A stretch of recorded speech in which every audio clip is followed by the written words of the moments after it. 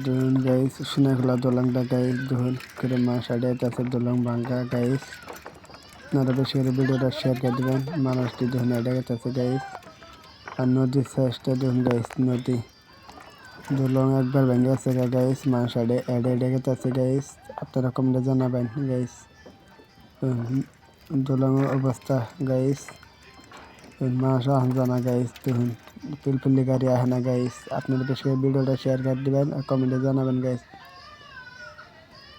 Guys দেখুন কিরম ভেঙে গেছে গা। আপনারা দেখতে থাকুন ভিডিওটা।